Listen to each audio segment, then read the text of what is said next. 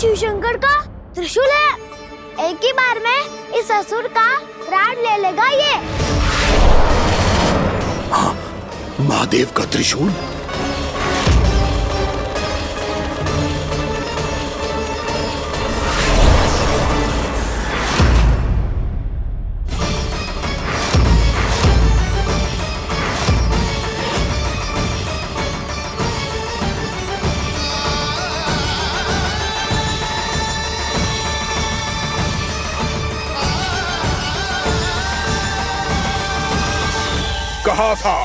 कहा था मैंने, स्वयं महादेव भी मेरा कुछ नहीं बिगाड़ सकते।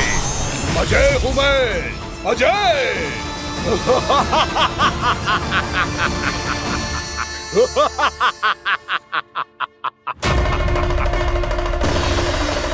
प्रभु, आपके त्रिशूल की महिमा तो अपरंपार है, तो फिर ये ठहर क्यों गया? आपने अपने त्रिशूल को वापस क्यों ले लिया महादेव? इस दुष्ट का संहार क्यों नहीं किया? क्योंकि इसकी मृत्यु मेरे हाथों नहीं, मेरे सखा नारायण के अवतार श्री कृष्ण के हाथों ही होगी, और यही विधि का विधान है।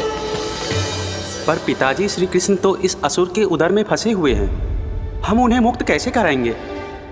ये उन्हें स्वयं ही मुक्त करेगा पुत्र। श्री कृष्ण अपने अपमान से क्रोधित नहीं होते, पर अपने भक्तों का अपमान वो क्षण भर भी सहन नहीं कर पाते।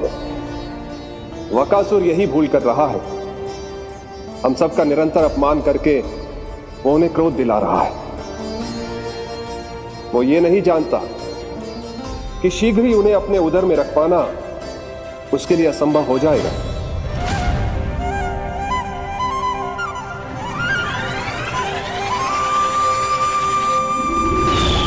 क्या हुआ महादेव, पराजित होकर भी मुस्कुरा रहे हैं? पर अब तो महादेव कहलाने के भी योग्य नहीं रहे आप। असफल देवताओं की इस अयोग्य सेना को लेकर चले जाइए यहाँ से। ना ये मेरा सामना कर सकते हैं और ना ही आप। मेरी शक्ति के सामने आप अक्षम हैं महादेव।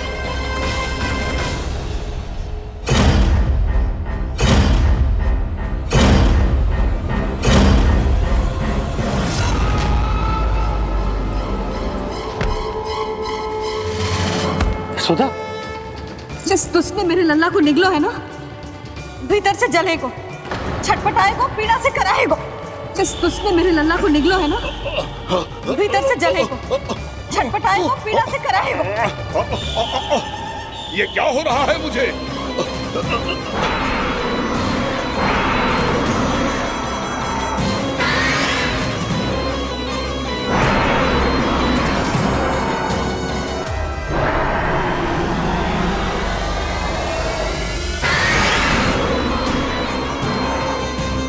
मुझे ऐसा क्यों लग रहा है जैसे भीतर से जल रहा हूं मैं?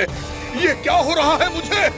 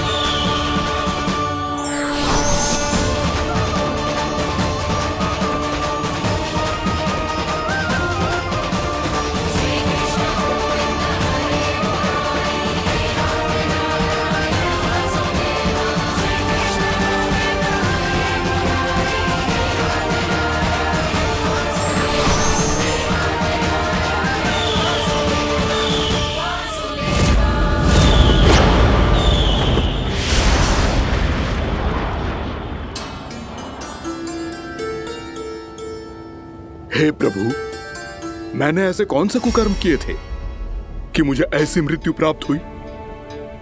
और ऐसे कौन से सुकर्म किए थे कि आपके हाथों से मुझे मोक्ष प्राप्त हुआ है प्रभु? में स्मरण करो, हे जरीस की पुत्र वक्कासुर। स्मरण करो, कैसे अपने पिता की तरह अभिमान से भरे हुए थे तुम। स्मरण करो, कैसे हमें पराजित करने के लिए पूरी सृष्टि को संकट में डाल दिया था तुमने, और हमें विवश होकर पराजय स्वीकार करनी पड़ी थी। स्मरण करो, कैसे तुमने देवराज इंद्र का छत्र चुरा लिया था। पर यह सब भी पर्याप्त नहीं था वक्कासुर। तुम्हारे पापों का घड़ा तब भरा था जब तुमने देवी गंगा के जल में साधना करते हुए जजाली मुनि की तपस्या में व्यवधान डाला था।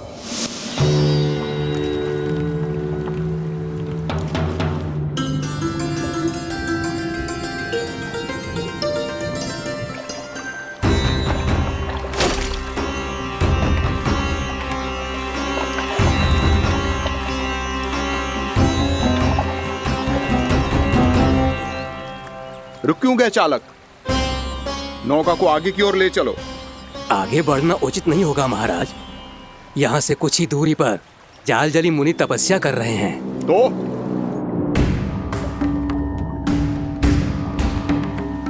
मेरे मत्स्य आखेट के क्षेत्र में इसने तपस्या करने की भूल की है। मेरे ही राज्य में मेरा कोई क्षेत्र मेरे लिए वर्जित हो, यह मुझे स्वीकार नहीं है। आपने पर्याप्त मत्स्य आखेट कर लिया है महाराज। यदि तुम इन मछलियों का आहार नहीं बनना चाहते हो, चुपचाप मेरी आज्ञा मानो। क्षमा, क्षमा महाराज।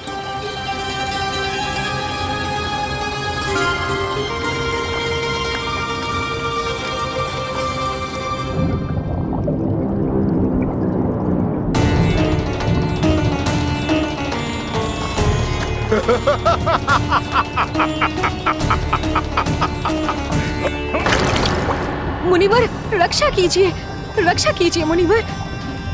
हमारे प्राण बचाइए मुनिवर, मुनिवर हमारे प्राण बचाइए।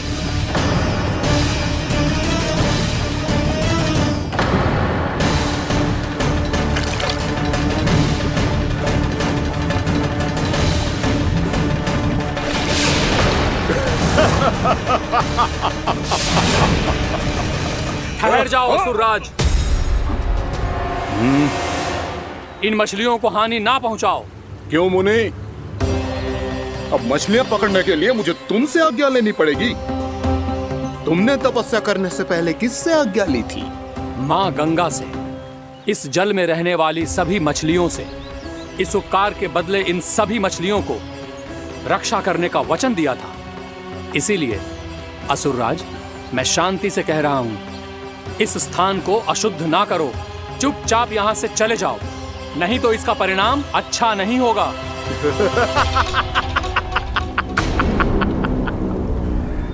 तुम जिन देवताओं की तपस्या कर रहे हो ना मुनि, उन्होंने भी मेरा कुछ नहीं बिगाड़ पाया था, और तुम मुझे धमकी देने का दुस्साहस कर रहे हो।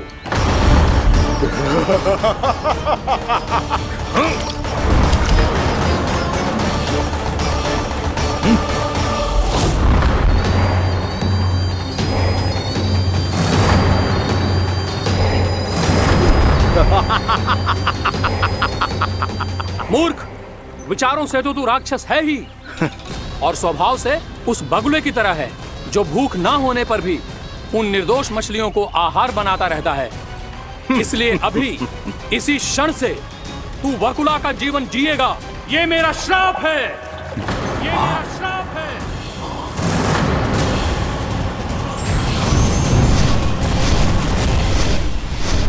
श्राप पाने के बाद तुम्हें आभास हुआ कि तुमने कितना बड़ा अपराध किया था, और तब तुम जजाली मुनि से क्षमा याचना करने लगे।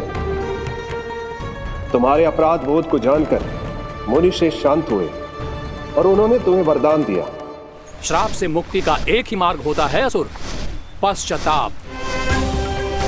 तुम्हें अपने भूल का पश्चाताप है, इसीलिए मैं तुम्हें वरदान देता हूं। तुम्हें मेरे श्राप से मुक्ति अवश्य मिलेगी। स्वयं प्रभु श्री नारायण के अवतार इस बगुले के देह के बंधन से तुम्हें मुक्त करेंगे।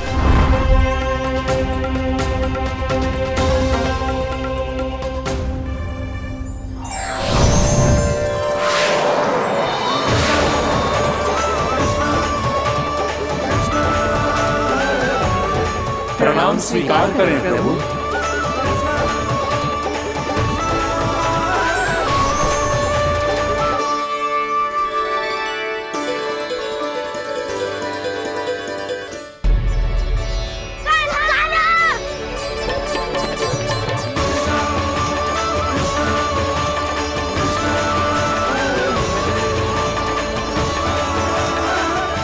मुझे ना बताओ कि तुम सबने क्या देखा है, शायद जो देखो है, बस मैया से कछु मत ही बताना। कान्हा!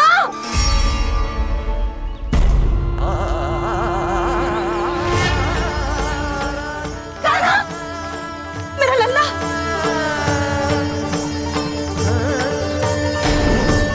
भानु बता रहा था तुझे कोई असुर पंछी निकल गया था। हाँ?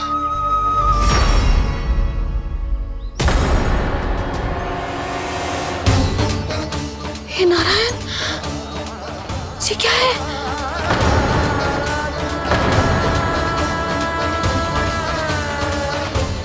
ये सब कैसे हुआ लल्ला?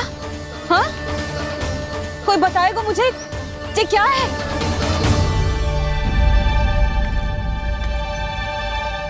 श्रीधामा, मधुमंगल, चिची को सब कुछ बता दो। ये असुर पक्षी मुझे निकलने वाला था रानी भाभी, तभी अंतिम क्षण में कान्हा ने आके मुझे बचा लियो। और ये असुर पक्षी ने कही कि यह है वृंदावन का राजकुमार, नंदराज का लल्ला। इसके होते कोई भी वृंदावन वासियों को हानि ना पहुंचा सकते। रानी भाभी, कान्हा ने अपने प्राणों की चिंता ना करी और इस क्रूर राक्षस से भिड़ गयो और इस राक्षस पक्षी ने इसे निगल लियो। इतना पर्याप्त है भोला काका, सब कुछ बताने की आवश्यकता नहीं है। ये सब देख के सारी बालक मंडली इतनी व्याकुल हो गई कि सबने अपने प्राण अर्पित कर दिए और इस असुर पक्षी से कहे कि हमें खा लो और हमारे सखा को छोड़ दो। इन बालकों का पराक्रम देख के सभी देवतागण यहाँ आ गए और उनके हृदय भी पिघल गए और उन्होंने इस राक्षस पक्षी से युद्ध करके इसे मार गिराया। देवताओं के राजा इंद्र के वज्र का प्रहार तो मैंने अपनी आंखों से देखा है ताई जी। और फिर उसके बाद अग्निदेव ने अग्निवस्त्र का प्रहार किया। जय ना काकी, वरुण देव, कार्तिकेय, यमदेव सबने मिलके युद्ध किया इस राक्षस से। कहा था अभी मत बोलना। अरे सब मिलके फंसा दोगे मुझे। जय माँ भद्रकाली, हमारे शिव शंकर भी आए थे छोटी माँ। जाओ आप भी। बाबा साईता, मुझे लगता है कि ये कान्हा भी इन्हीं देवताओं में से एक है। संभव तो है चीची, स्मरण है पूतना और तृणावर्त के आक्रमण के समय भी ऐसा ही हुआ था। सभी राक्षस मारे गए थे पर अपने कान्हा को एक खरोच तक न आई थी। हाँ जीजी, मुझे लगता था कि श्री नारायण की विशेष कृपा है हमारे कान्हा पे, पर अब तो देख के लग रहा है कि हमारा कान्हा ही स्वयं श्री नारायण है। या फिर उनका अवतार है ये। अरे बस करो तुम सब, ऐसा कछु ना है। अरे जितनी बात सुनी है उससे तो यही लग रहा है कि कान्हा देवताओं और असुरों की युद्ध के बीच में फंस गया था। उसका इस सब से कोई लेना देना ना है। तो फिर इसके तन पे एक भी खरोच क्यों ना आया नंदराज? हाँ,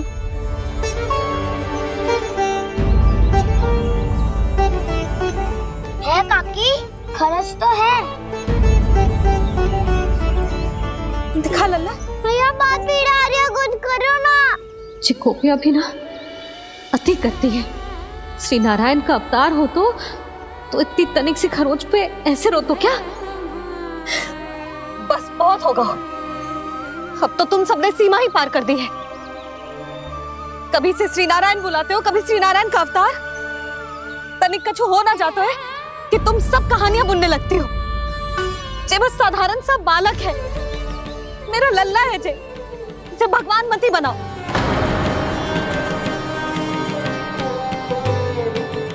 और तू, क्या आवश्यकता थी तुझे यहाँ आने की? हाँ, वो भी मुझे बिना बताए। मेरे से छल करके आयो है तू।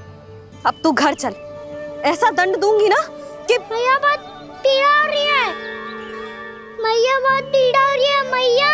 हाँ लल्ला, तू घर चल, मैं तुझे औषधि लगा दूंगी। हल्दी का लेप लगाऊंगी ना, झट से ठीक हो जाएगा। चल चल।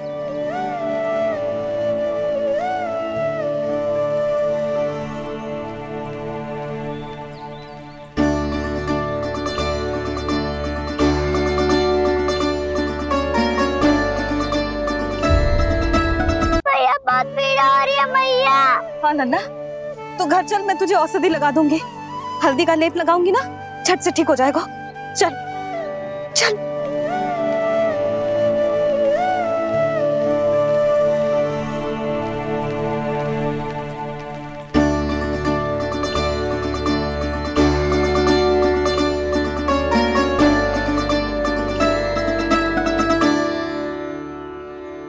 बस लल्ला बस, रो मत। चल चल चल, आजा। अभी औषधि लगाऊंगी ना, तेरी सारी पीड़ा लुप्त हो जाएगी। आजा आजा, बैठ जा लल्ला। अभी आई मैं। हाँ,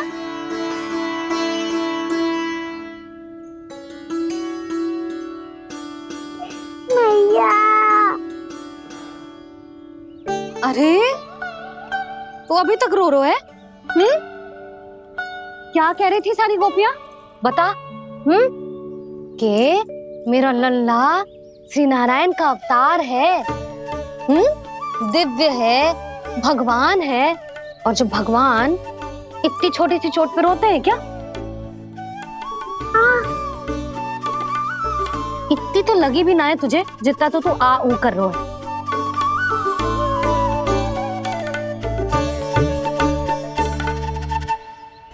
आओ ना, करूंगो। आप ऐसा दुलार थोड़ी करोगी। ओहो, वृंदावन का गौपालक जे इतनी छोटी सी चोट पे रोता है ना? गोप बालकों का मुखिया इतनी छोटी सी चोट पे रोता है? मेरा लल्ला तो सबसे शक्तिशाली है। जे इतनी छोटी सी चोट तो क्या, बड़े बड़े राक्षसों से भी ना घबराता है। हाँ, एक बार में सबको समाप्त कर देता है कि ना?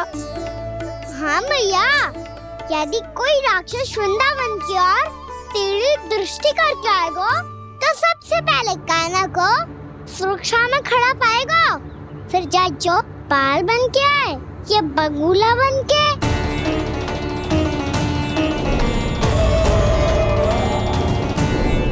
ना लल्ला, सोचो भी मती। वृंदावन की सुरक्षा करना तेरा दायित्व ना है। तुझे और कोई संकट का सामना करने की आवश्यकता ना है।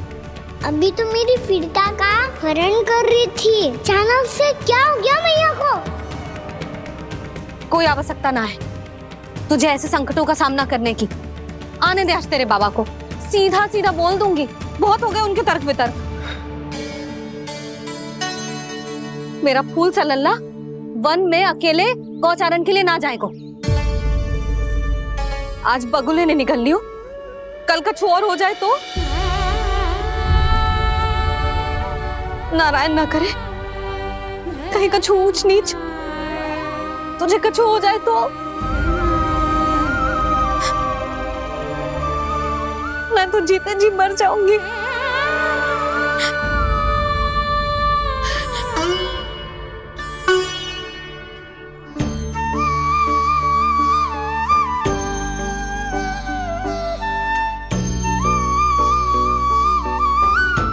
वीर लल्ला की वीर मैया इतनी सी बात तो रोती है क्या?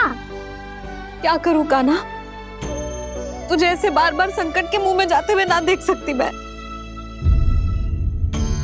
तो फिर मैया मैं वचन देता हूँ, आज के बाद मैं गौचारण के लिए तभी गाऊंगा जब आप आज्ञा दोगी। पक्का छल ना करेगा ना मेरे साथ?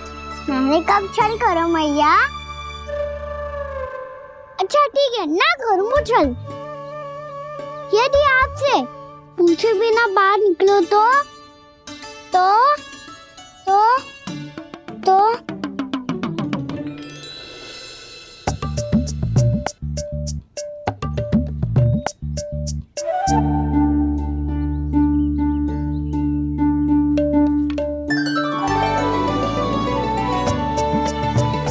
ये रही आपकी छड़ी और ये रही मेरी पीठ। ठीक देना तापर तोड़। ठीक है, जब तूने अपना दंड निर्धारित कर ही लियो है तो सोच ले, अब अगर तूने मेरी बात ना मानी तो तोड़ तोड़ छड़ी पड़ेगी। समझ आई?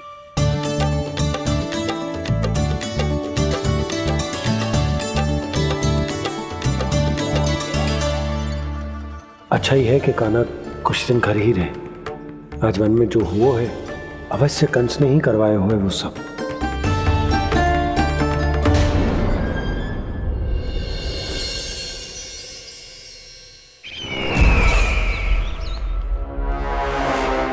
आपका ये धनुष तो सबसे अधिक शक्तिशाली था महाराज, ये कैसे टूट गया? कहीं ये बकासुर की पराजय का संकेत तो?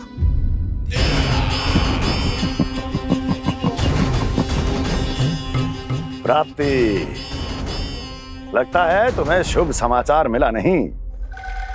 उस बकासुर ने उस विष्णु अवतार को जीवित ही निगल लिया है। अरे अब तक तो उस नन्हे से बालक को पचा भी चुका होगा वो। उसके तन में रक्त बनकर वो विष्णु अवतार और उसकी शक्तियां दौड़ रही होंगी। क्षमा कीजिए महाराज। क्षमा कीजिए, इस अशुभ से मुख से शुभ समाचार आने दो। माथे के बल को ढीला करो, चेहरे पर मुस्कान लाओ और कहो, महाराज वृंदावन में मातम फैल चुका है। मैं ऐसा ही करता महाराज, यदि सूचना सत्य होती तो।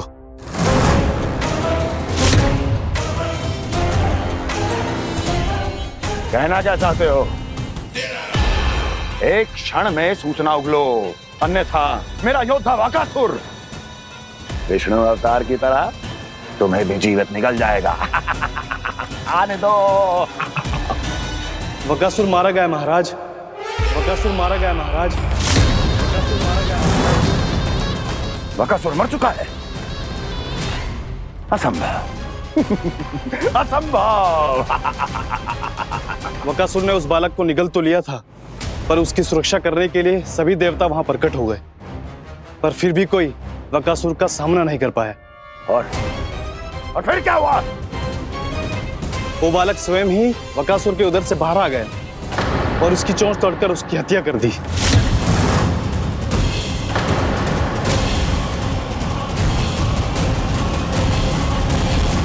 वन में बकासुर की चोंच टूट गई और यहाँ आपका ये धनुष।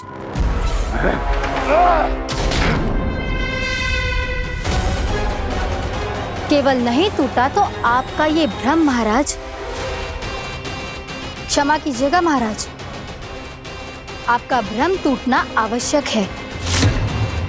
आवश्यक है आपको यह आभास होना कि उस विष्णु अवतार को पराजित करने के लिए आपके साधारण योद्धाओं में वो सामर्थ्य नहीं है। अच्छा सर, पूतना, तृणावर्त, बकासुर, ये सब साधारण नहीं थे प्राप्ति, साधारण नहीं थे। फिर तो ये और भी अधिक चिंता का विषय है महाराज, क्योंकि इसका अर्थ तो यही हुआ कि वो विष्णु अवतार कुछ अधिक ही असाधारण है और उसका सामना करने के लिए और उसे मिट्टी में मिलाने के लिए आपको एक ऐसे अस्त्र की आवश्यकता है जो उसके सामने ना झुके और ना ही टूटे।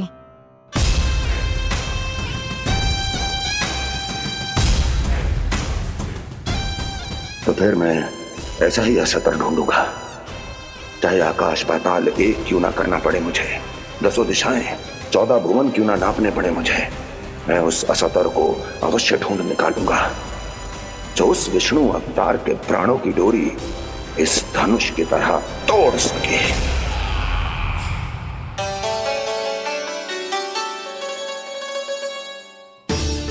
थैंक्स पापा, मैंने मैया को वचन दिया है कि जब तक नहीं चाहेंगी मैं वन नहीं जाऊंगा। इसलिए आप मुझे मारने के लिए कोई शक्तिशाली असुर ढूंढने में व्यस्त रहो।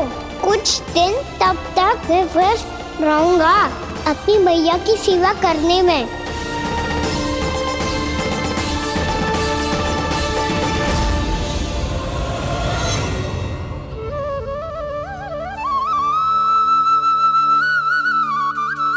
लो मैया, तुलसी जी को चढ़ाने के लिए जल।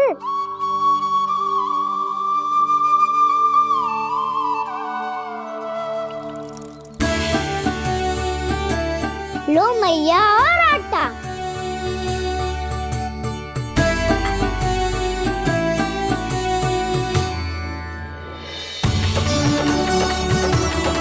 लो मैया, बेलन।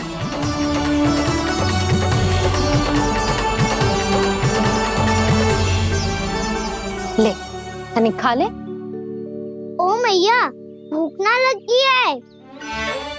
बिना भूख के खाने से क्या लाभ? और तेरा जब पेट तो कह रहा है कि उसे भोजन चाहिए, और लाभ कैसे ना लल्ला? भोजन का लाभ है ना, तन को पोषण मिलेगो, स्वास्थ्य बनेगो, जे तेरी भुजाओं में शक्ति आ जाएगी ताऊ के जैसी, ताऊ से भी अधिक।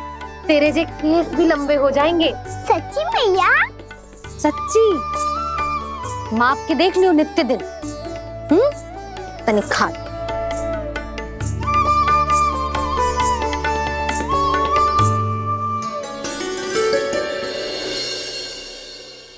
मान के मैया का कहना, छक के भोजन खाते हैं, नित्य मापते भुजा केश, पर ज्यों का त्यों ही पाते हैं।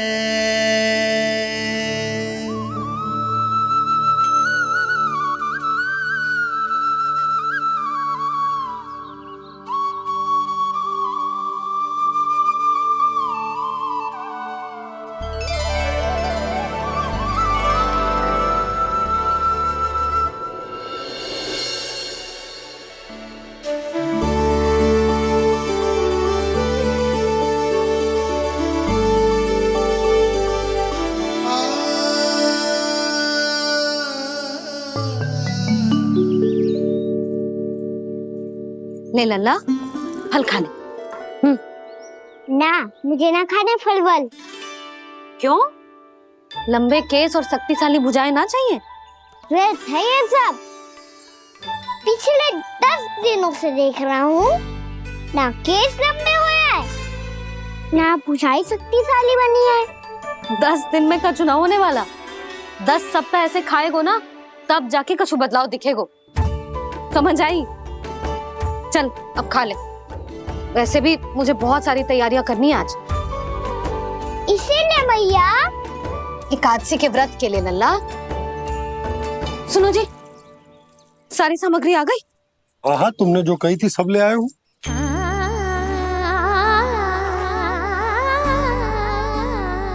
इसमें नारियल तो है ही ना, उसके बिना मैं एकादशी की पूजा कैसे करूंगी? यशोदा, मैंने भोला से कह दिया, वो लेकर आते ही होगा, घबराओ मत। कैसे ना घबराओ जी, आपको पता है ना एकादशी का व्रत मेरे लिए कितना महत्वपूर्ण है। पतो है। अरे इसमें तो दिए भी ना है। दिए ना है? अब मैं अभी लेकर आता हूँ। आप रहने दो, मैं ही लेके आती हूँ। भक्त भोला राम के यहाँ से है। भक्त भोला राम? मेरा अर्थ है कुमार खुला यहाँ के हाथ से। हाँ हाँ वो ही।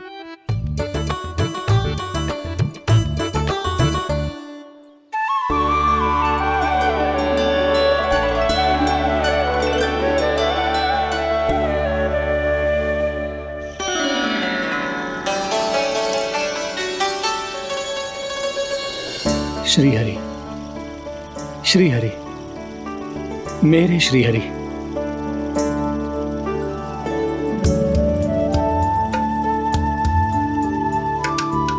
मेरे श्री हरि। भोला राम, मेरी मटकी तैयार है। मेरे श्री हरि। मेरे श्री हरि।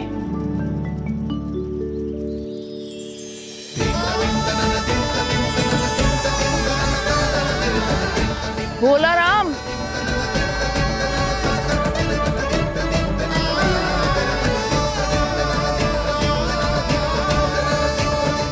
भोला काका, ओ भोला काका।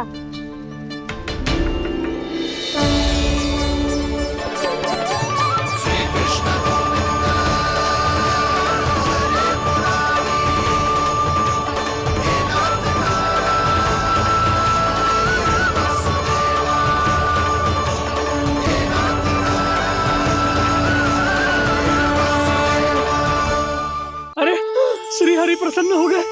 मेरे श्री हरि आ गए, मेरे भगवान आ गए। मेरे श्री हरि आ गए, मेरे भगवान आ गए। मेरे श्री हरि आ गए, मेरे भगवान आ गए। मेरे श्री हरि आ गए, मेरे भगवान आ गए। मेरे भगवान आ गए, मेरे घर मेरे भगवान आ गए।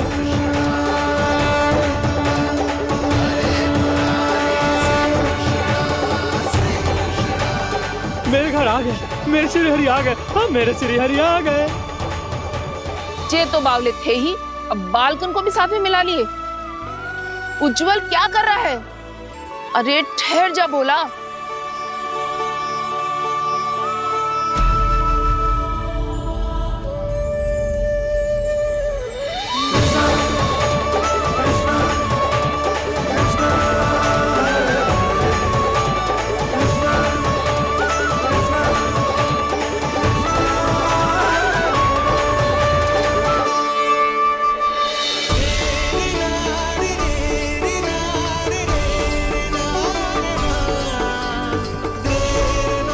प्रेम से बुलाओ, आएंगे हरि भी।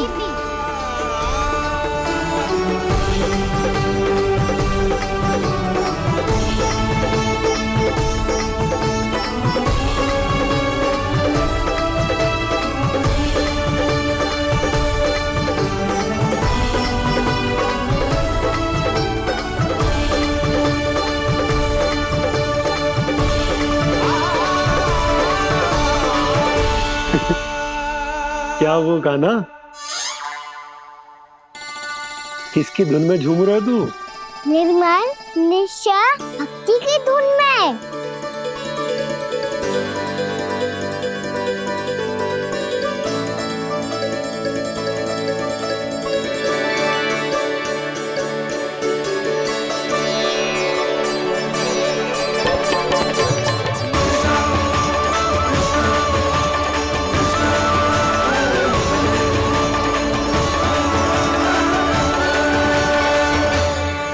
अरे क्या हो गया इन्हें?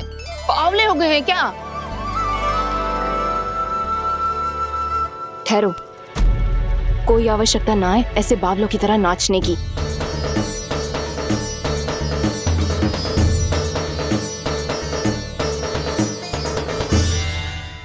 जे बावले ना है मौसी, भक्ति में रम गए। बस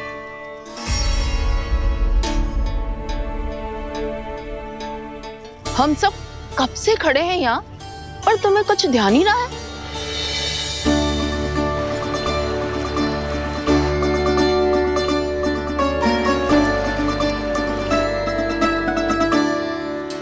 नाच गाने में ऐसे मगन हुए कि हमें देखा भी ना।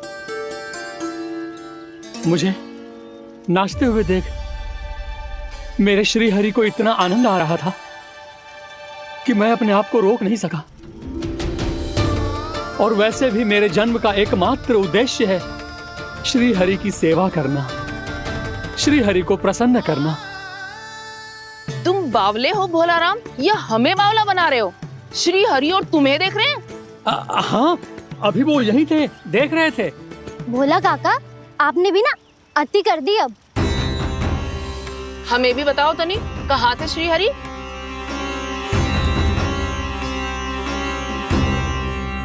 ना जाने अपना उपहास करवाने में क्या आनंद आता है इन्हें। देखो, अब तुम सच मानो या झूठ, लेकिन हमरे श्री हरि यहीं थे, इसी चाक पर अभी। हाँ, लो सुन लो इस मूर्ख की बात। श्री हरि को और कोई स्थान ना मिलो जो इसके मिट्टी के चाक पे आकर बैठेंगे। श्री हरि को और कोई स्थान ना मिलो जो इसके मिट्टी के चाक पे आकर बैठेंगे।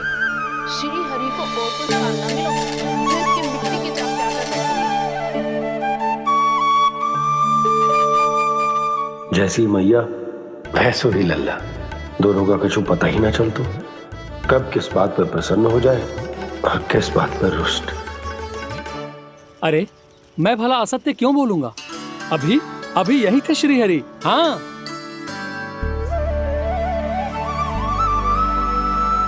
हाँ, जैसे श्री हरि को तो कोई कार्य है ही ना, वो तो आतुर होके बैठे रहते हैं कब तुम हरि हरि बुलाओ और वो दौड़े चले आए। भगवान तो भक्तों के पास आने के लिए सदैव आतुर रहते हैं, बल्कि सत्य तो यह है कि भक्तों के मन में ही निवास करते हैं भगवान।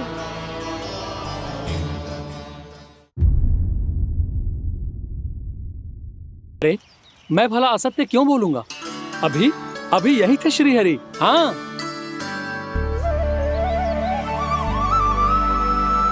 हाँ, जैसे श्री हरि को तो कोई कार्य है ही ना, वो तो आतुर होके बैठे रहते हैं कब तुम हरि हरि बुलाओ और वो दौड़े चले आए। भगवान तो भक्तों के पास आने के लिए सदैव आतुर रहते हैं, बल्कि सत्य तो यह है कि भक्तों के मन में ही निवास करते हैं भगवान। भगवान तो भक्त के पास आने के लिए सदैव ही आतुर रहते हैं शंकरी मौसी।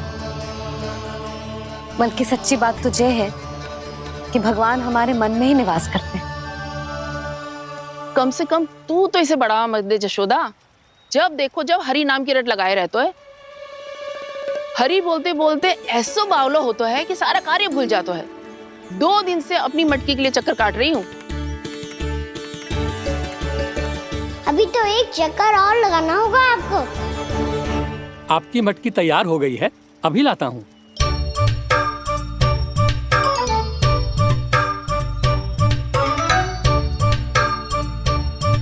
लो जी मटकी।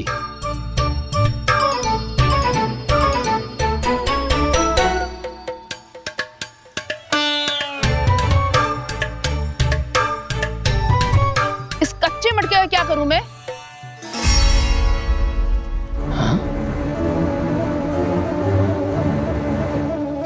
पर इसे तो मैंने भट्टी में पकाया था। अब तू ही देख ले कितना ध्यान रहता है इस कार्य पे। और कह तो है कि श्री हरि आते हैं इससे मिलने। हाँ आते हैं और आगे भी आएंगे हमारे श्री हरि हमसे मिलने। और आके मोक्ष देंगे, है ना? मांगूंगा तो मोक्ष भी दे देंगे, मांगूंगा तो मोक्ष भी दे देंगे, मांगूंगा तो मोक्ष भी दे देंगे। अभी तो ये बता कि तू मुझे मेरी मटकी कब देगो? और मेरी मांग कब पूरी करोगी भोलाराम जी? मेरो घड़ा मेरे दिए तो तैयार है ना? कल एकादशी की पूजा और व्रत के लिए। एकादशी का व्रत? हाँ, एकादशी का व्रत। इसे करने से श्री हरि बहुत प्रसन्न होते हैं। अच्छा, फिर तो अभी लाया।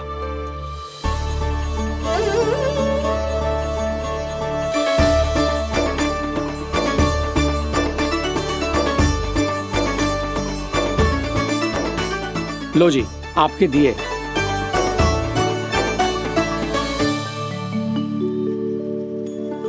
और जो हमने मांगा है वो? बाकी सब शेष द्वादशी के दिन मिलेगा, क्योंकि कल मैं भी एकादशी का व्रत रखूंगा, क्योंकि कल मैं भी एकादशी का व्रत रखूंगा, क्योंकि कल मैं भी एकादशी का व्रत रखूंगा।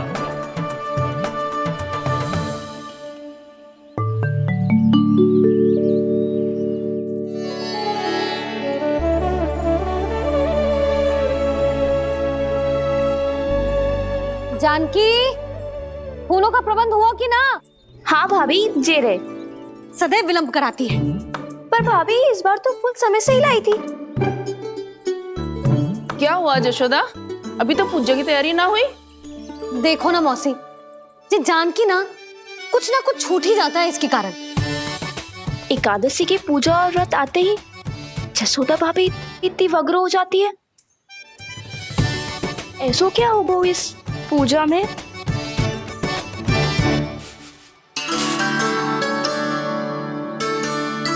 ये थाली में रोली चंदन रखने से, दिया जलाने से के होगो? आपको पता भी है एकादशी का व्रत क्यों रखते हैं? क्या महत्व है इसका? लो, जे तो मैं जसोमती रानी से पूछना भूल ही गया। पर हाँ भगवान, मेरे लिए इतना ही पर्याप्त है कि इस व्रत को रखने से मेरे श्रीहरि हमसे प्रसन्न हो जाएंगे।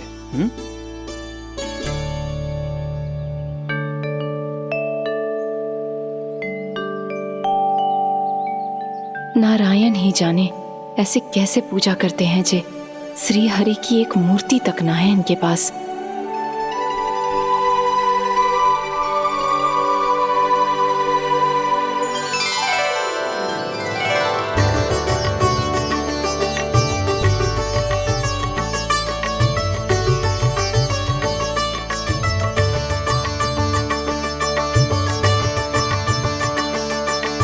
प्रभु, न तो मेरे पास मूर्ति है और ना तो इस व्रत के विधि विधान के बारे में मुझे जानकारी है और ना ही मुझे इसके महत्व के बारे में जानकारी है, पर फिर भी मैं करना चाहता हूं।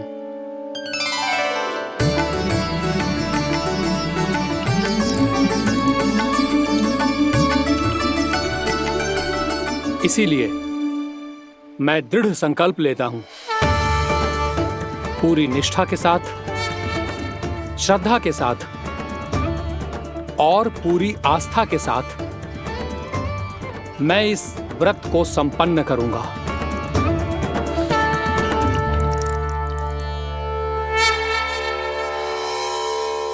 हम संकल्प लेते हैं कि एकादशी के व्रत को पूरी निष्ठा के साथ संपन्न करेंगे।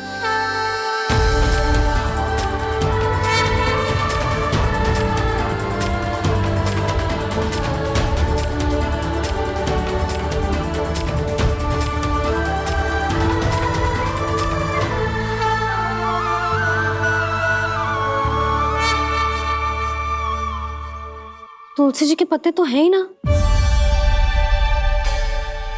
श्री नारायण को तुलसी जी के पत्ते के बिना भोग ना चढ़तो है। जानकी, तुलसी के पत्ते कहाँ हैं?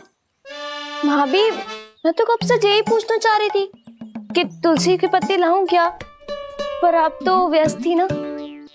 तुझे कितनी बार समझाओ है ना, यदि तेरे कछु करने से किसी और की कोई हानि ना हो रही हो या किसी के अच्छे कार्य में सहायता हो रही हो तो मुझसे आज्ञा लेने की आवश्यकता ना है। समझ गई भाभी, आगे से जाना उनको। ले अभी लेकर आती हूँ।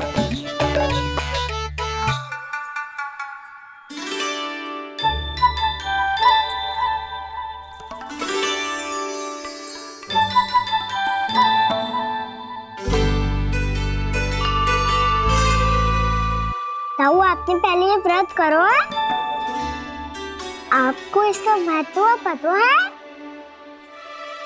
भाभी चल। जानकी, तुमने ये व्रत करो है? फिर तुमको इसका महत्व पता है? सुमति जी, आपको पता है इसका महत्व? कान्हा, क्यों तंग कर रहे हो सबको? मैया, सबने करो ये व्रत, मुझे भी करना है।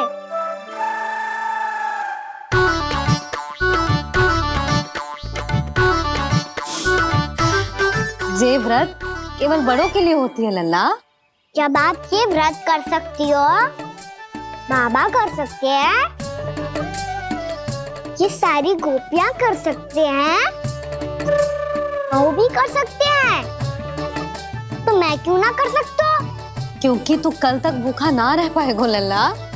जब भक्त रह सकते हैं, फिर मैं क्यों नहीं रह सकता? मेरा अर्थ है कि नारायण के भक्त मैया। मैया मान जाओ ना, मुझे करने दो ना ये व्रत। अपनी लल्ला पे आप विश्वास ना है आपको? विश्वास है। अच्छा ठीक है, तू भी कर ले।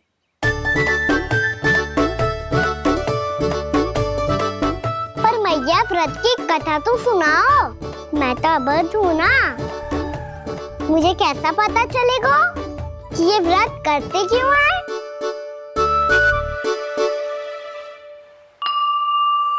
प्रभु, मुझ अबोध को कैसे पता चलेगा कि इस व्रत का क्या विधि विधान होता है और क्यों रखा जाता है और इसका महत्व क्या होता है? मुझे तो आप ही बता सकते हैं प्रभु। जब व्रत कर रहे हैं तब उसका महत्व भी पता होना चाहिए ना। बताओ ना मैया, क्यों रखते एकादशी का व्रत? इसके लिए तो तुझे एकादशी की कथा सुननी होगी। सुनेगो ना?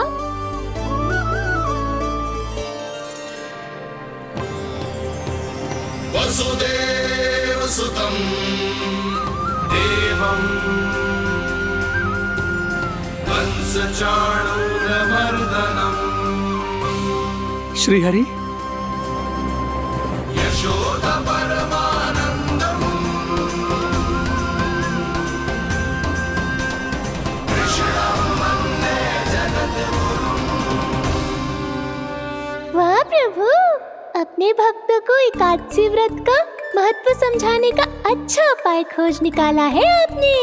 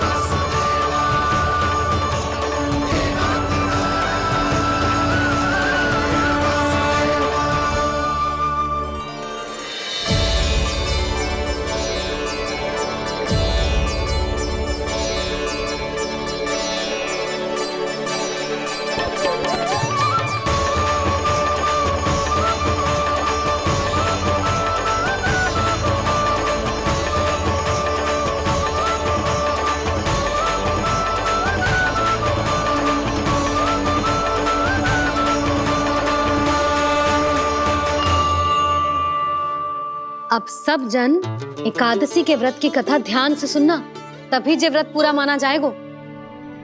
समझो लल्ला?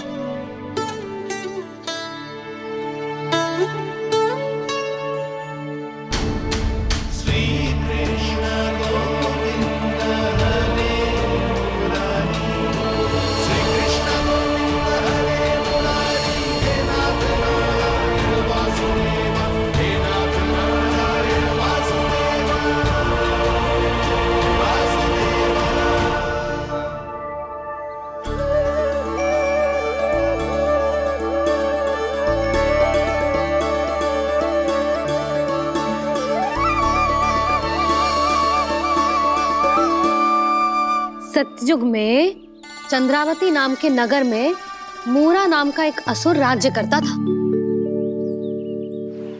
ओम ब्रह्मदेवाय नमः। ओम ब्रह्मदेवाय नमः। ओम ब्रह्मदेवाय नमः। ओम ब्रह्मदेवाय नमः।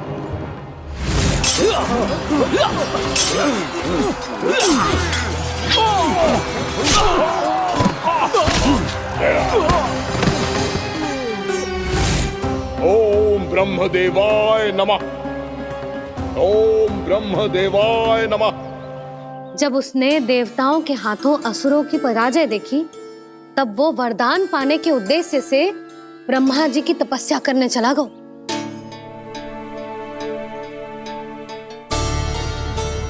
शीघ्र ही मूरा की तपस्या सफल हो गई और ब्रह्मदेव जी उससे प्रसन्न हो गए।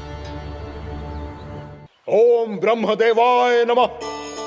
ओम ब्रह्मदेवाय नमः। ओम ब्रह्मदेवाय नमः। ओम ब्रह्मदेवाय नमः। ओम ब्रह्मदेवाय नमः। ओम ब्रह्मदेवाय नमः। ओम ब्रह्मदेवाय नमः। ओम ब्रह्मदेवाय नमः।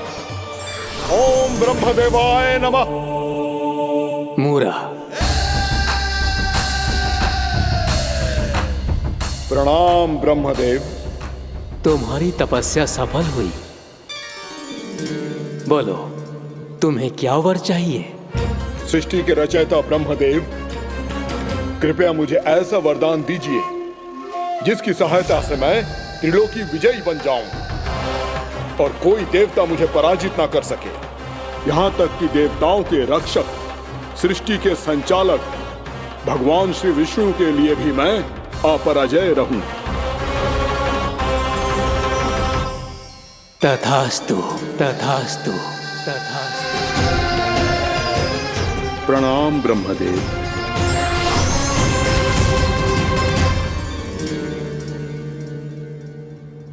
ऐसा वरदान पाकर मूरा बहुत अभिमानी होगा। यक्षों, किन्नरों, यहाँ तक कि देवताओं को भी युद्ध के लिए ललकारने लगो, पर किसी ने भी उसकी ललकार को स्वीकार ना करो, क्योंकि सभी उसकी शक्ति से बहुत भयभीत थे और उसके सामने युद्ध किए बिना ही अपनी पराजय स्वीकार करने लगे और फिर दंभ में आके उसने स्वर्ग लोक पर भी आक्रमण कर दिया और देवराज इंद्र तक को चुनौती दे डाली।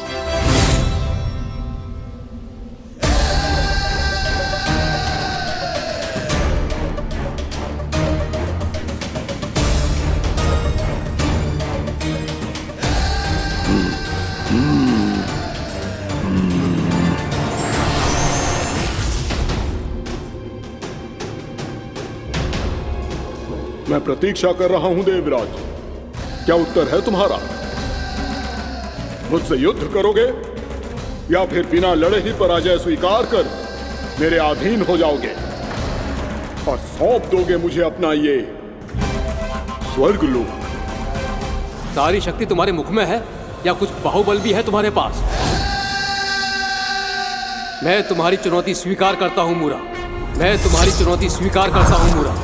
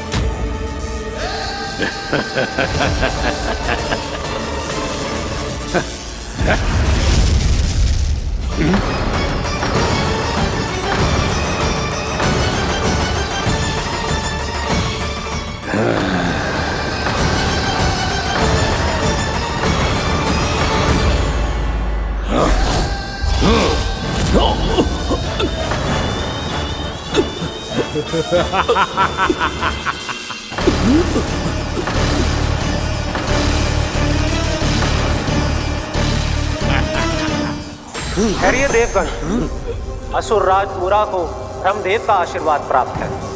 आप में से कोई भी इन्हें पराजित नहीं कर पाएगा।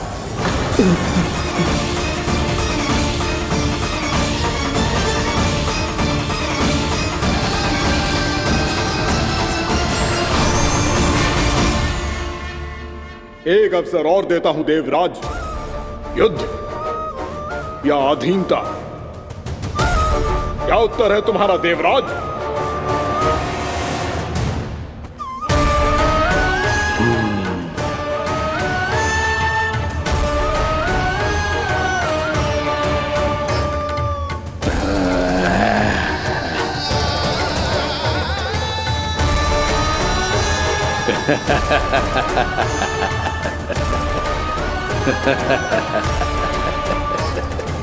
इंद्र और सभी देवताओं ने मूरा के आतंक में आके उससे भयभीत होके अपना सिंहासन छोड़ दियो।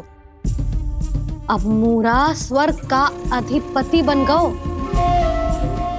और शीघ्र ही उसने अन्य सभी असुरों को स्वर्ग में निवास करने के लिए आमंत्रित कर दियो। और इस प्रकार से वो धीरे धीरे तीनों लोकों का सम्राट बन गया। उसे किसी ने रोका नहीं मैया? ना लल्ला, इतना साहस किसी में था ही ना। और फिर ये निश्चित करने के लिए कि भविष्य में किसी और असुर की मृत्यु ना हो, वो यमराज पे भी विजय प्राप्त करने के लिए यमलोक की ओर प्रस्थान कर दियो। वो तो अपने आप को और सभी असुरों को अमर बनाना चाहता था। पर देवता और यमराज भी उसकी ये योजना समझ गए थे। इसीलिए उसके आने से पहले ही सारे देवताओं ने श्री नारायण से सहायता के लिए गुहार लगाई। अब केवल आप ही कुछ कर सकते हैं प्रभु। अभी तो मूरा केवल त्रिलोक का स्वामी है, और यदि उसने यमलोक भी जीत लिया तो वो जीवन को ही नियंत्रित नहीं करेगा प्रभु, वो मृत्यु का भी स्वामी हो जाएगा। ऐसे में पहले सृष्टि का संतुलन तो नष्ट होगा प्रभु, और फिर स्वयं सृष्टि ही नष्ट हो जाएगी। ऐसा नहीं होगा यमदेव, नियति ऐसा होने ही नहीं देगी। विधि रचेगी खेल और मैं बनूंगा माध्यम। असुर राज मुरा का सामना मैं करूंगा। बस आप मुझे चुनौती देने के लिए उसे तैयार कर लीजिए, चाहे उसके लिए आपको साम दाम दंड भेद कोई भी उपाय क्यों ना अपनाना पड़े।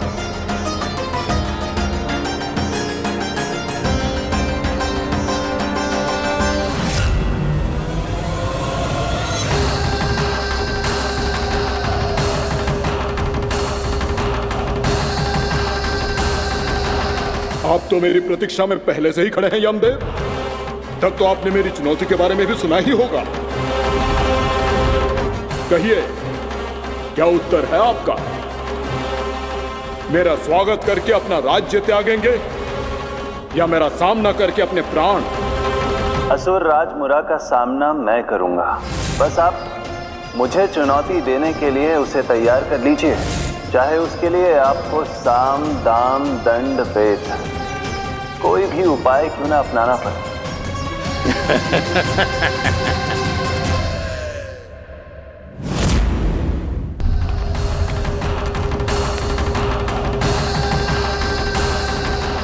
आप तो मेरी प्रतीक्षा में पहले से ही खड़े हैं यमदेव। तब तो आपने मेरी चुनौती के बारे में भी सुना ही होगा। कहिए, क्या उत्तर है आपका?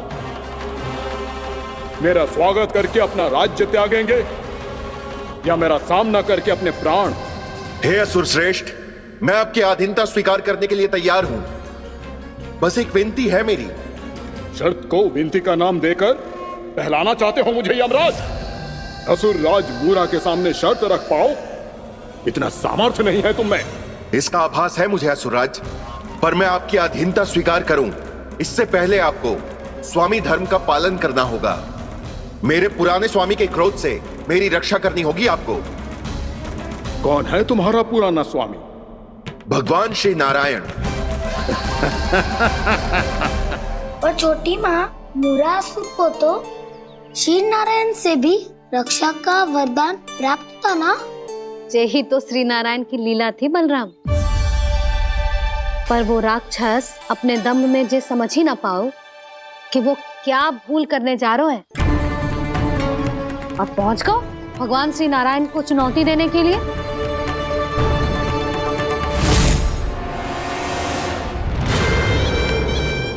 वही ठहर जाओ असुर राज मुरा।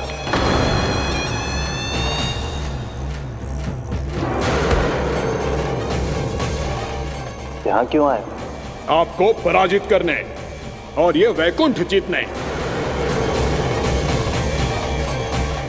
ताकि मैं यमलोक का स्वामी बन सकूं। फिर आओ, युद्ध भूमि में मेरा सामना करो।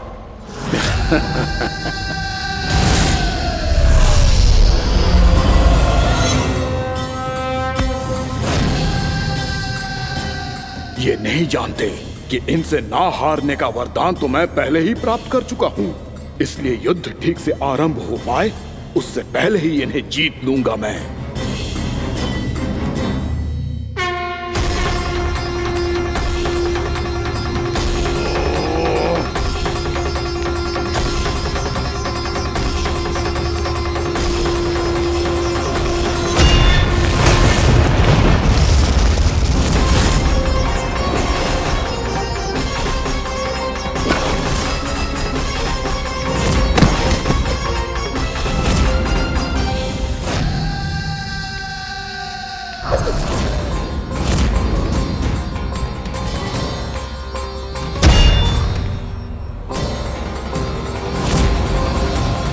और इस प्रकार जे युद्ध वर्षों वर्षों तक चलता रहो। दोनों योद्धा पूरे ब्रह्मांड में अनेक अस्त्रों शस्त्रों के साथ युद्ध करते रहे।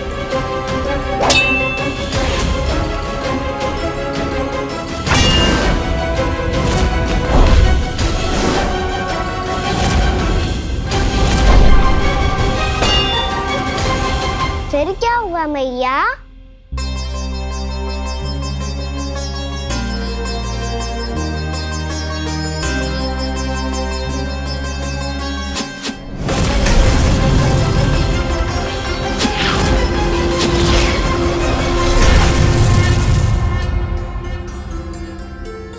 उस युद्ध को कभी समाप्त हुआ हो, पर कैसे?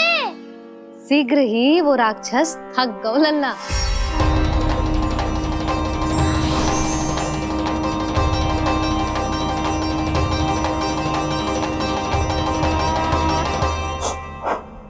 खड़े खड़े देख क्या रहे हैं नारायण?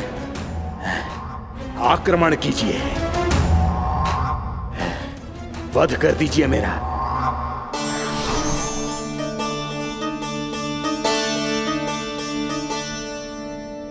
मैं तुम्हारी वीरता से प्रभावित हूं, इसीलिए इतनी थकान की स्थिति में मैं तुम जैसे वीर पर आक्रमण नहीं करूंगा। जाओ विश्राम करो। यदि फिर से युद्ध करने की इच्छा हो तो तुम्हारा स्वागत होगा।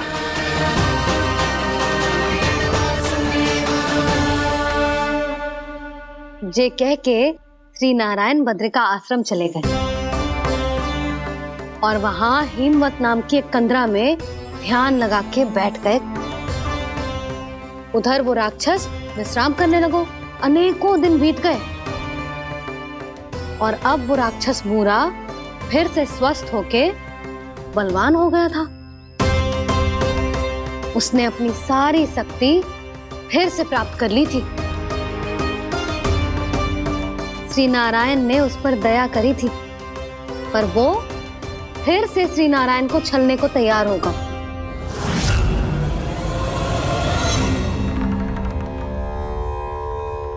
ध्यान में बैठे बैठे श्री नारायण योग निद्रा में चले गए,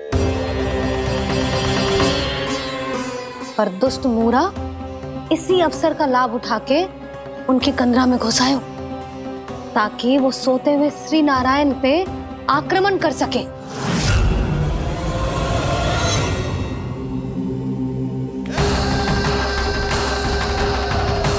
आज इस लंबे युद्ध को जीतकर अपने इस अंतिम शत्रु का भी अंत कर दूंगा मैं।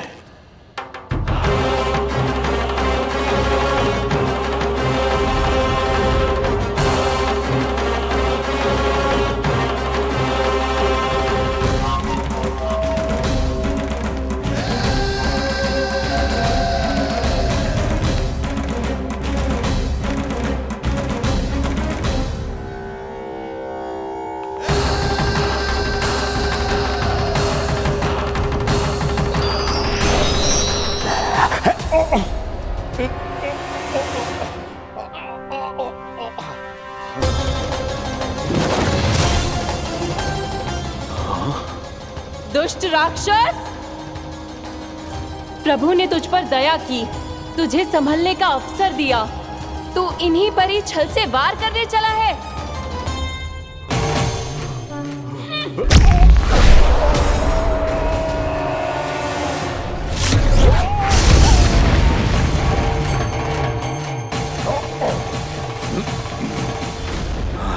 मैं अजय हूँ, मुझे कोई पराजित नहीं कर सकता। ब्रह्मा का वरदान है मुझे।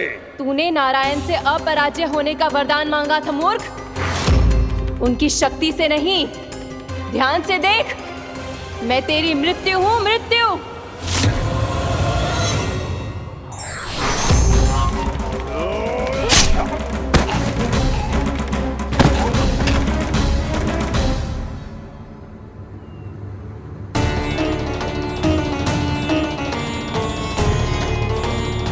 वो देवी कौन थी छोटी माँ? और कौन बलराम, वो ही तो थी देवी एकादशी।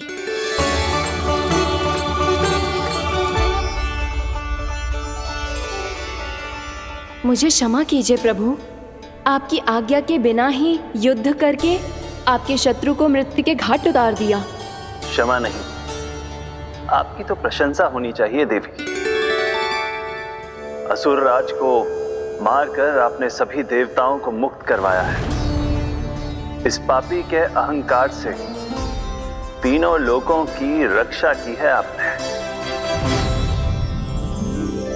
आप एकादशी की तिथि पर मेरी एकादश इंद्रियों से उत्पन्न हुई है, इसीलिए मेरे सभी भक्त आपको उत्पन्न एकादशी के नाम से जानेंगे। सभी तिथियों में आपका स्थान सर्वश्रेष्ठ होगा। जिस तरह आपने राक्षस के आक्रमण से मेरी रक्षा की है, उसी प्रकार एकादशी के दिन व्रत करके जो भी भक्त आपकी कथा सुनेगा, मैं स्वयं उसकी रक्षा करूंगा। जो आपकी पूजा करेगा उसे मेरी विशेष कृपा प्राप्त होगी और उसके साथ साथ उसे मिलेगा धन, सिद्धि और मोक्ष।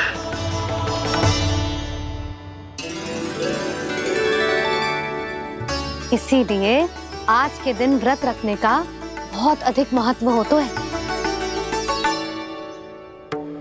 बोलो एकादशी मैया की जय। बोलो श्री नारायण भगवान की जय।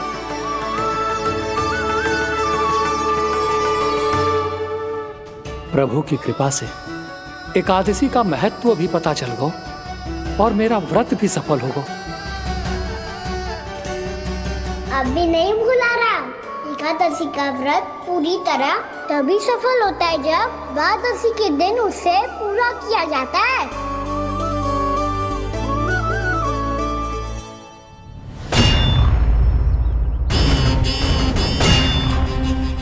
आवश्यक है आपको यह आभास होना कि उस विष्णु अवतार को पराजित करने के लिए आपके साधारण योद्धाओं में वो सामर्थ्य नहीं है। वो विष्णु अवतार कुछ अधिक ही असाधारण है।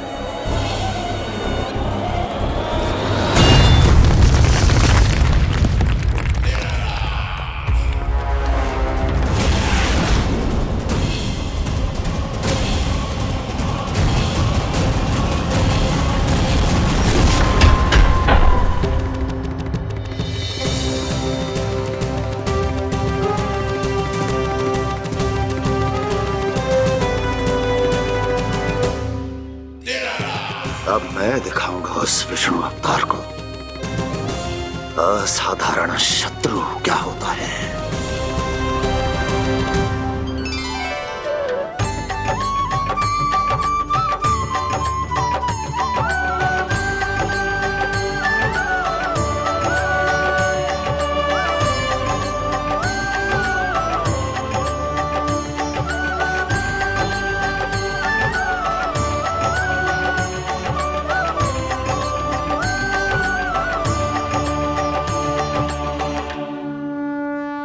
मामा अधीर हो रहे हैं, पर मैया ने मुझे अभी तक बाहर जाने की आज्ञा नहीं दी है। अभी उन्हें किसी और राक्षस को यहाँ भेजने से रोकने के लिए मुझे ही कुछ करना होगा।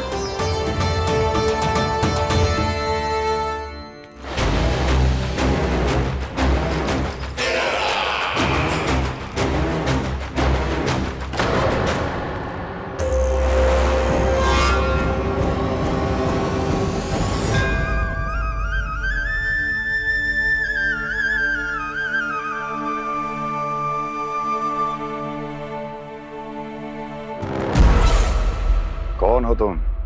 बचपन से ही मुझे मारने का सपना देख रहे हैं, फिर मुझे ही नहीं पहचानते।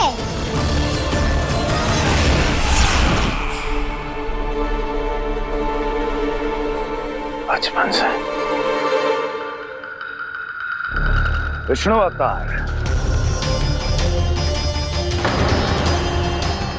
कोई कान्हा बुलाता है तो कोई मुरलीधर पुकारता है, कोई माखन चोर कहता है, कोई कहता है चिच्चोर। पर विष्णु अवतार इस नाम से तो बस आप ही मुझे बुलाते हो मामा जी। इतना साहस ये तो यहां आ गया।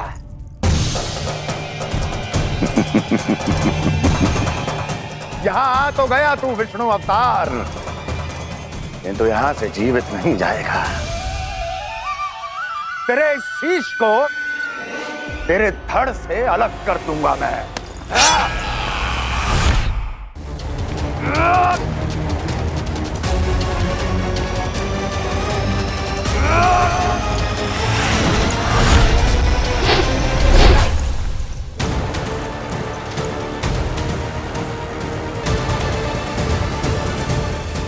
कहाँ देख रहे हो मामा जी?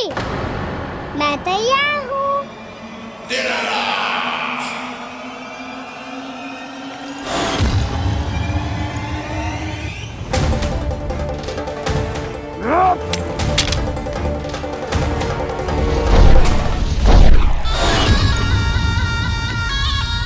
मामा जी, आप सदैव इसी तरह क्रोध में रहते हो क्या?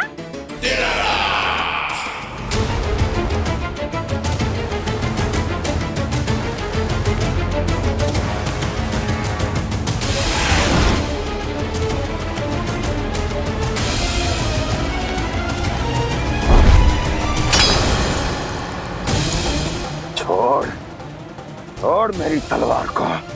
छोड़ो तो तब जब पकड़ा हूँ।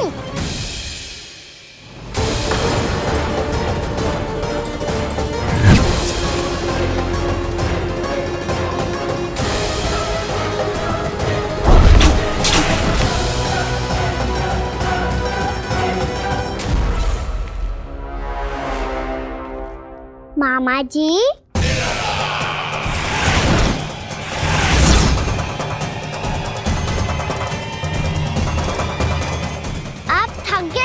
थोड़ा विश्राम कर लो। आपका तो पता नहीं, मैं अवश्य थक गया हूँ।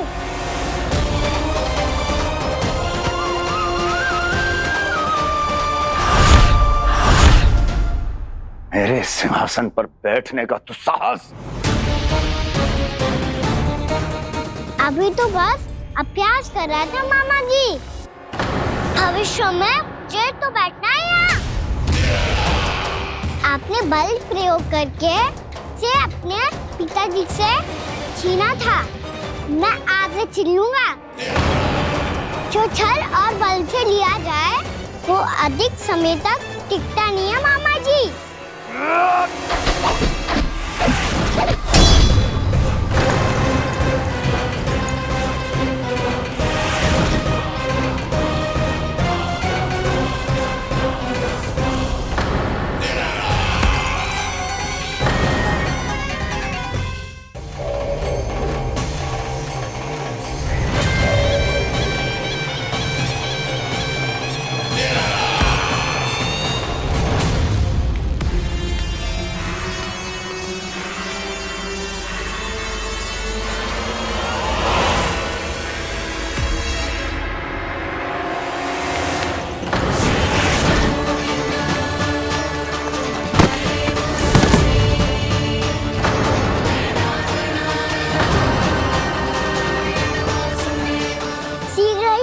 सिंहासन छोड़ना होगा।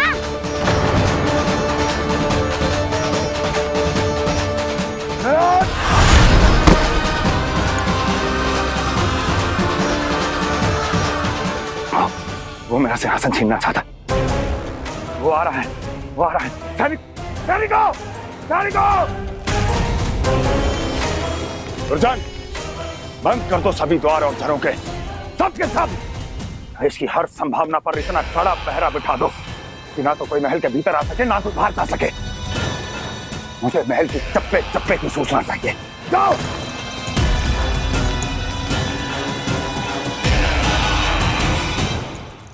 सिंहासन।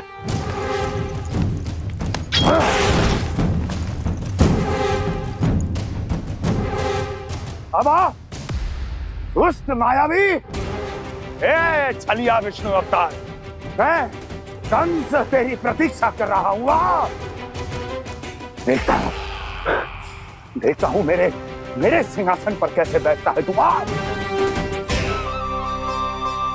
मुझे तो बस कुछ समय चाहिए था, वो मिल गया। अब करते रहिए आप प्रतीक्षा।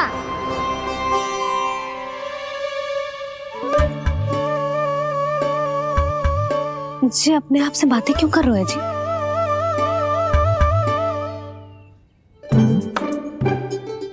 आप मुस्कुरा क्यों रहे हो? ना कछु ना। बताओ क्यों मुस्कुरा रहे हो? तुम ही पर गए जी। जब तुम व्रत करती हो तो तुम भी ऐसा ही करती हो। इसी प्रकार भूख अधिक लगने पर अपना ध्यान भटकाने के लिए स्वयं से ही बड़बड़ाती रहती। होगा। आपको तो बस मेरा उपहास उड़ाने के लिए बहाना चाहिए।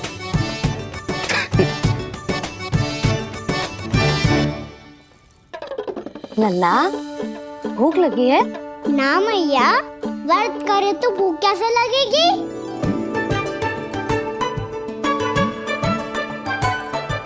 यदि लगी हो तो छोटे बालकों को थोड़ी बहुत भूल चूक क्षमा होती है। कछु ना तो फल तो तू खा ही सकते है। अब तो पूरे नियम और विधि विधान से व्रत तोड़ूंगा। कल द्वादशी के सुबह मुहूर्त के अनुसार। ठीक।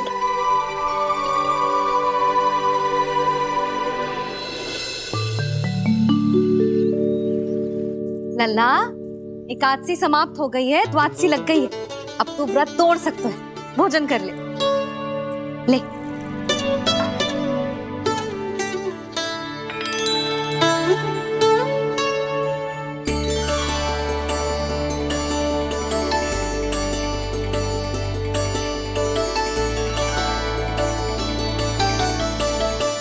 आज तो कार्य कर लीजिएगा।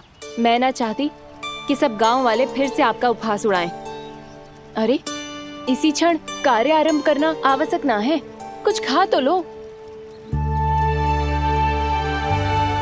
कल भी पूरे दिन व्रत में रहे, अब तो कुछ खा लो। ना ना, अभी बिल्कुल भूख ना है। और हाँ भगवान, तुम्हें चिंता करने की आवश्यकता नहीं है।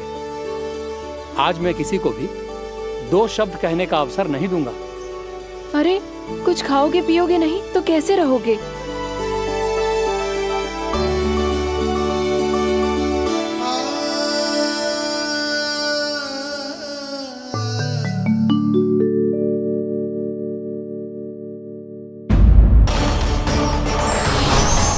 अब यम का पास ही दंड देगा इसे।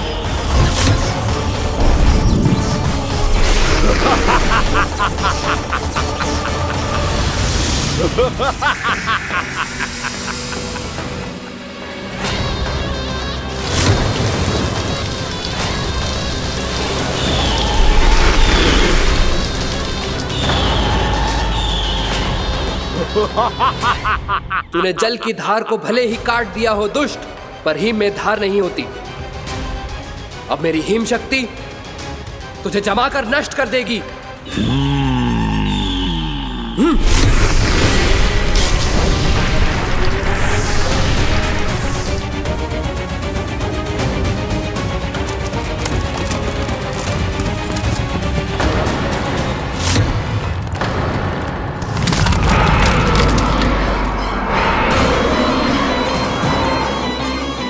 चंद्र, वरुण, यम, अग्नि, इंद्र, तुम में से कोई भी इस योग्य नहीं है कि मुझे पराजित कर पाए और इस विष्णु अवतार की रक्षा कर पाए।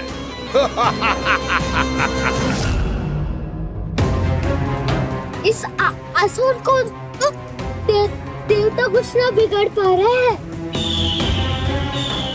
अब क्या होगा खाने का?